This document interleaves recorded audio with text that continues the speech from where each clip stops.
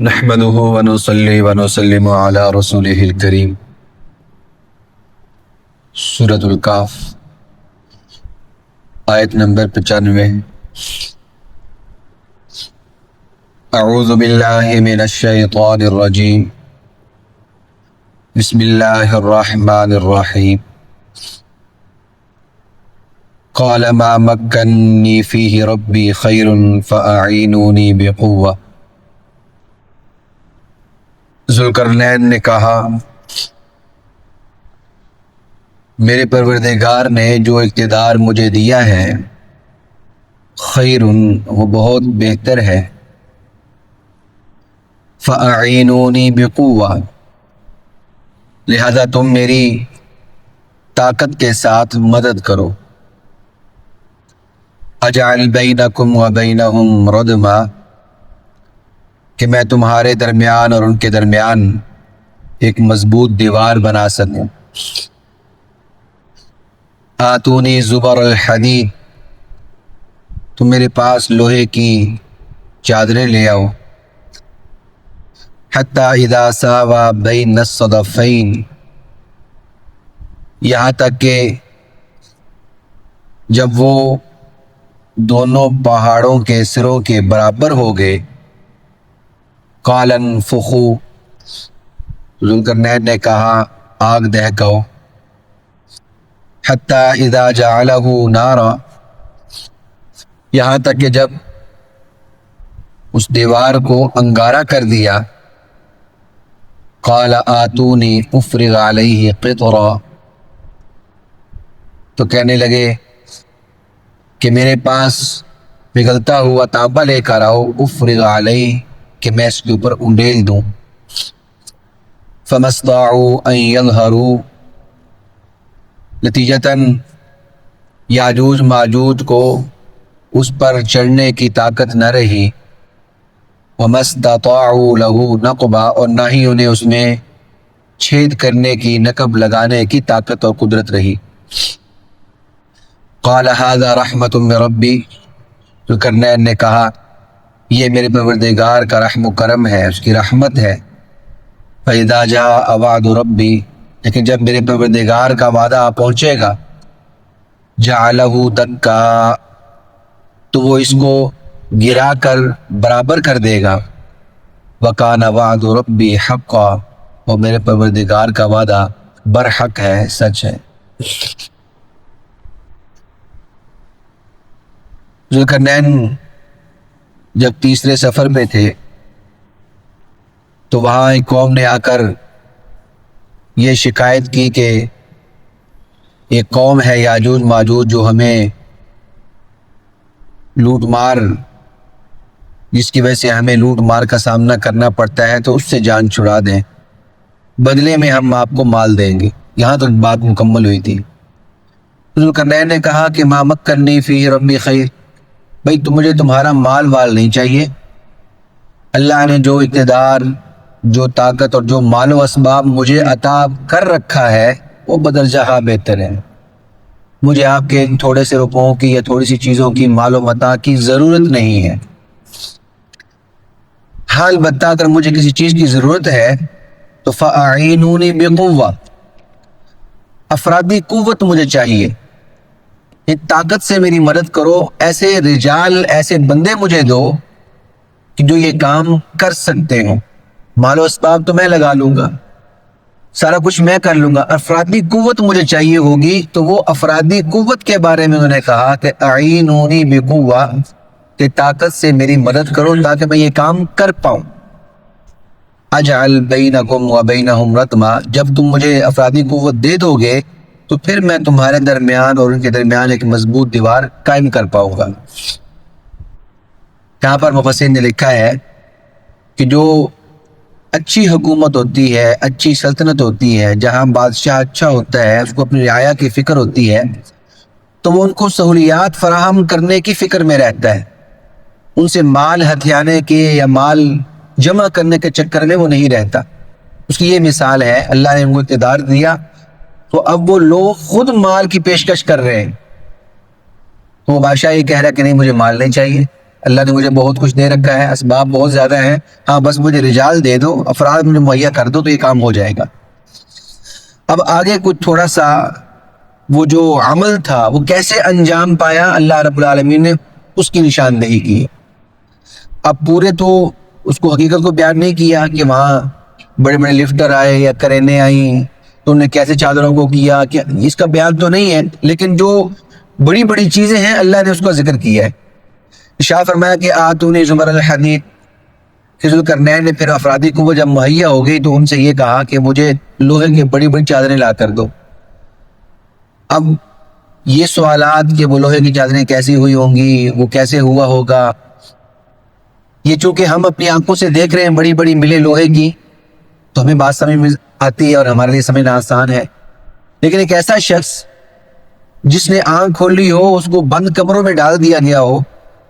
اور سب کچھ اس کو کمرے کے اندر، کمرے کی چار دیواری کے اندر اس کو زندگی کے 24 سال 25 سال کھانا کھلا کر بڑا کیا ہو، اس دوران جب وہ سمجھدار ہو چکا ہے، اس کو کہا جائے کہ بھئی یہاں اس چار دیواری سے باہر ایک دنیا ہے، بڑی بڑی چیزیں ہیں، لوہا آسمان میں اڑتا پھر رہا ہے، اتنی بھاری بھرکم چیز سمندر میں ڈوبتی نہیں ہے، پانی میں جو ہے وہ تیرتی پھر رہی ہے، وہ کہے گا یار یہ کیسی عجیب باتیں کر رہا ہے، میرے پاس تو گلاس میں پانی آتا ہے، میں کنکر ڈالتا ہوں وہ ڈوب جاتا ہے، یہ کہتا نہیں بھاری ٹنوں لوہا ہے، وہ تب تک تیرتا پھر رہا ہے، اس کو بات سمجھ میں نہیں آئے گی کیونکہ اس نے دیکھا نہیں ہے۔ ہمارا دماغ ان چیزوں کو سمجھتا ہے کہ جہاں کان نے، آنکھوں نے اس کی تھوڑی سی مدد کی ہو، آنکھوں نے دیکھ کر اس کا فیصلہ کیا ہو کہ ہاں ایسا ہوتا ہے، ایسا پروسیجر ہوتا ہے، کانوں نے سن کر طے کیا ہو کہ ہاں ایسا پروسیجر ہوتا ہے۔ اب یہ جو بات ہے وہ کیسے ہوا، اب چونکہ یہ ہمارے ذہن میں نہیں، ہم وہ چار دیواری میں بیٹھے ہیں، آج سے اتنے ہزاروں سال پہلے کیا معاملات ہوئے ہوں گے، کیا ٹیکنالوجی ہوئی ہوگی، کیا رہا ہوگا، ہمیں نہیں اس بات کا علم، تو ہمارے دماغ میں طرح طرح کی باتیں آئیں گی، اچھا یہ لوہا کہاں سے آیا ہوگا، یہ کیسے جیسے آج لوہا آ رہا ہے اس زمانے میں بھی لوہا آیا ہوگا، جیسے آج یہ چیزیں بن رہی ہیں اس زمانے میں بھی چیزیں بنتی رہی ہوں گی۔ تو آتونی زبر الحدید، تو ذوالقرنین نے کہا کہ میرے پاس بھائی جو لوہے کی چادریں ہیں وہ لے کر آؤ۔ جب وہ چادریں پہنچ گئیں، اذا ساوا بین صرفین، تو مسئلہ تھا وہ درہ کہ دو پہاڑ ہیں، ان کی کوٹ میں تو کوئی مسئلہ نہیں ہے، لیکن وہ اس درے، اس راستے سے اندر آ جایا کرتے تھے، اس راستے کو بند کرنا تھا، تو فرمایا اذا ساوا بین صرفین، جب دونوں پہاڑوں کے جو کنارے تھے ان کو ملا دیا گیا، یعنی وہ لوہے کی چادروں سے اس درے کو بند کر دیا گیا، وہ بڑے بڑے کالب کہلے بنا دیے گئے، بڑی چادریں کھڑی کر دی گئی، تو جب یہ کام مکمل ہو گیا اور پورے درے کو بند کر دیا گیا تو صرف کسی پر اکتفا نہیں کیا،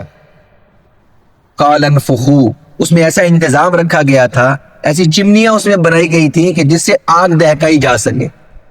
تو فرمایا کہ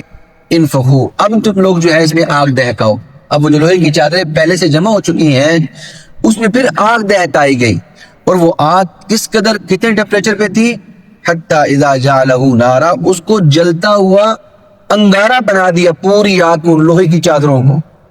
اب جو جلتا ہوا انگارہ بن گیا،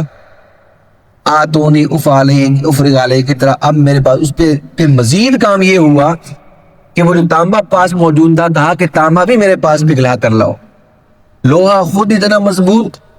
پھر اس کے بعد اس کو انگارہ کر کے اس کی جو درزیں تھی، اس کی جو دراڑیں تھی، اس کو بھرنے کے لیے فرمایا اس پر گرم جو تانبا تھا اس کو پگھلا کر ڈال دیا گیا، یوں دیوار کو بنا دیا گیا۔ اب اس طرح کی دیوار کہاں ہے، کس جگہ پہ ہے، لوگوں کی ابھی تک پہنچ نہیں ہوئی، رسائی نہیں ہوئی، تخمینے ہیں، 4-5 دیواروں کے بارے میں لوگوں کی بات ہے، اور بعد شک و شبہ کرنے والے ہیں، انہوں نے یہ کہا ہم نے تو پوری دنیا دیکھ لی ہے، ہمیں تو کہیں یہ دیوار ایسی نظر نہیں آئی، جو اسلام میں شک کرنے والے لوگ ہیں۔ لیکن حقیقت یہ ہے کہ دنیا اتنی بڑی ہے کہ آئے روز نت نئی چیزیں سامنے آ رہی ہیں، نئی چیزوں کا سراغ مل رہا ہے، نئے نئے سیارے دریافت ہو رہے ہیں، نئی نئی جگہ دریافت ہو رہی ہیں، تو بالکل اس بات سے کوئی بودھ نہیں ہے کہ ایسی بہت سی جگہیں ہیں جہاں پر ابھی تک انسان کی رسائی نہیں ہوئی، جہاں تک انسان ابھی نہیں پہنچا۔ ہاں جب پہنچے گا پھر کہا ہاں اچھا واقعتاً میں کمرے میں تھا، بات تو حقیقت میں یہ ہے۔ فرمایا آتونی افرغ علیہ کی طرح، جب یہ دیوار مکمل بن گئی، اب یہ دیوار ایسی خاصیت کی تھی، فمستطاعوا ان یظہروا، اللہ تعالیٰ نے 2 جملے شاہ فرمائے کہ وہ دیوار اس خاصیت کی تھی کہ وہ یاجوج ماجوج اس پر چڑھ نہیں سکتے تھے، کہ دیوار پر غالب آ جائیں، اس کے اوپر چڑھ جائیں اور اس کو کراس کر کے اندر آ جائیں. فما فمستطاعوا ان يظهروا، اس پر چڑھنے کی طاقت اور قدرت بھی ان میں نہیں تھی. وما استطاعوا له نقبا، اور اس میں سراغ کرنے کی، چھید کرنے میں بھی ان کی طاقت نہیں تھی. دونوں کام نہیں کر سکتے تھے. اس کو گرا بھی نہیں سکتے تھے، اس پر چڑھ کر اس کو پھلانگ بھی نہیں سکتے تھے. قال هذا رحمت من ربی، یہ جملہ ہمارے لیے اہم ہے، یہ اس میں درس کا حصہ ہے. ہمارا جب اتنا بڑا کام، اتنا عظیم الشان کام ہو گیا تو هذا رحمت من ربی، ذوالقرنین نے یہ نہیں کہا دیکھا میرا کمال، دیکھا میں نے کیا کر دیا، میری آپ نے حکومت دیکھی، میرا کام دیکھا. ہمیں هذا رحمت من ربی، یہ میرے پروردگار کی عطا ہے، یہ میرے پروردگار کا کرم. حالانکہ دیا تو افراد نے تھا، اسباب تو وہاں بھی استعمال ہوئے تھے، افراد تو وہاں بھی استعمال ہوئے تھے، دماغ تو وہاں بھی لوگوں کو لگا تھا، وسائل تو وہاں بھی استعمال ہوئے تھے. تو جملہ بنتا تھا کہ دیکھیں ہم نے مل کر یونٹی کے تحت کیا کر دیا، یہ جملہ وہاں بنتا تھا. لیکن نہیں کہا ہمیں هذا رحمت من ربی. یہ جملے ہم کہتے پھرتے ہیں کہ ہم نے یہ کر دیا، ہم نے یوں زور لگا دیا، ہم نے جو ہے فلاں کے خلاف جہاد کر لیا، ہم نے فلاں کے خلاف جہاد کر لیا. یہ جملے ہیں ہمارے یہاں، ملیریا کے خلاف جہاد ہو رہا ہے، ڈینگی کے خلاف جہاد ہو رہا ہے. تو فرمایا هذا رحمت من ربی، یہ میرے پروردگار کا کرم ہے. ہم زیادہ زیادہ استعمال اسباب کو کر سکتے ہیں، ہم اپنا دماغ لگا سکتے ہیں، نتیجہ بھی ویسے آ جائے. هذا رحمت من ربی، یہ میرے پروردگار کا رحم و کرم ہوگا تو نتیجہ ویسے آئے گا، ورنہ نتیجہ نہیں آئے گا، دماغ دھرے کے دھرے رہ جائیں گے. ہاں البتہ دوسری بات، اب بظاہر اتنا مضبوط کام ہو گیا، اذا جاء وعد ربی، لیکن میرے پروردگار کا یوم موعود کا وعدہ ہے، قیامت کا بھی وعدہ ہے. اور جب قیامت واقع ہونی ہے، کل من علیہا فان، آج یہ لگ رہا ہے بہت مضبوط دیوار ہے، سب کچھ فنا ہو جائے گا، اس دن یہ دیوار بھی فنا ہو جائے گی. اذا جاء وعد ربی، جب میرے پروردگار کا وعدہ آ پہنچے گا، جعلہ دکا، وہ اس کو ڈھا کر برابر کر دے گا، یہ دیوار کا نام و نشان نہیں رہے گا، یہ زمین کے بالکل برابر ہو جائے گی. وکان وعد ربی حقا، اور میرے پروردگار کا وعدہ سچ ہے. تو معلوم یہ ہوا کہ ہم بہت بڑے سے بڑا کام کر لیں، مضبوط سے مضبوط، بہت صدیوں پر مبنی محیط کام کر لیں، پھر بھی ایک بندہ مومن کی نظر میں یہ بات ہونی چاہیے، اذا جاء وعد ربی، جب میرے پروردگار کا امر ہوگا یہ چیز نہیں رہے گی، یہ اتنی مضبوط عمارت نہیں رہے گی، اتنا سب کچھ نہیں رہے گا. ہاں جب تک میرے اللہ کا کرم، اس کی عطا اور ساتھ چل رہا ہے، تب تک اس کا وجود ہے. اذا جاء وعد ربی جعلہ دکا، ورنہ یہ ڈھیر ہو جائے گا. وکان وعد ربی حقا، اور میرے پروردگار کا وعدہ سچ ہے. اللہ رب العالمین مجھے آپ کو تعلیمات اسلام پہ عمل کی توفیق عطا فرمائے. الحمدللہ رب العالمین والصلاة والسلام علی سید الانبیاء والمرسلین رب ارحمہما کما ربیانی صغیرا ربنا هب لنا من ازواجنا وذریاتنا قرۃ اعین واجعلنا للمتقین اماما. اللهم إنا نسألك الصحة والعفة والأمانة وحسن الخلق.